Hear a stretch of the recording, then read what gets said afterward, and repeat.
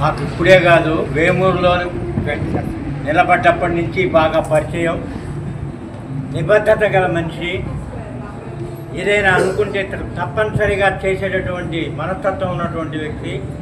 ఒక రాజకీయ నాయకుడికి ఏ లక్షణాలు ఉండాలో ఆ లక్షణాలు ఉన్నటువంటి మనిషి. దానికి మా పెన్షన్ అసోసియేషనే ఉదాహరణ. మా పెన్షన్ అసోసియేషన్కి ఎటు దారి లేదు.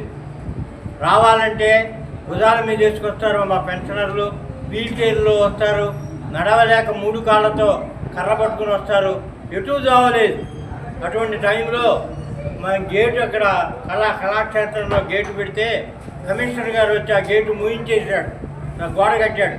వెంటనే నేను మా ప్రధాన కార్యదర్శి ఇద్దరం ఆఫీస్కి వెళ్ళి ఆయనకి చెప్పంగానే ఒక్క ఫోన్ కాల్తో ఆయన మళ్ళీ ఆ గోడ తీసేయించి గేటు పెట్టించినటువంటి మహనీయుడు, మాకెంతో సహాయం చేసేటువంటి వ్యక్తి.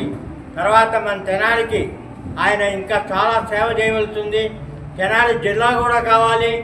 అన్ని జిల్లాల కన్నా కూడా అయినటువంటి పట్టణాలన్నింటికన్నా కూడా మంది చారిత్రక ప్రసిద్ధమైనటువంటి తెనాలి పట్టణం, కృష్ణదేవరాయల నాటి పట్టణం ఉంది. మనకి కళాక్షేత్రం ఉంది, మరి 3 కాలువలు ఉన్నాయి, ఆంధ్ర ప్యారిస్ ఉంది.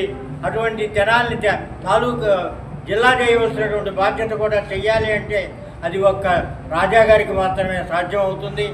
ఇంకా మా స్వయంగా మేము చెప్పుకోవాలంటే మాకు అనేక సమస్యలు ఉన్నాయి పెన్షనర్స్కి. 2018 నుంచి దాదాపుగా ఒక్కొక్క పెన్షనర్కి 2 లక్షల నుంచి 3.5 లక్షల వరకు ఎరియర్స్ రావాల్సి ఉంది.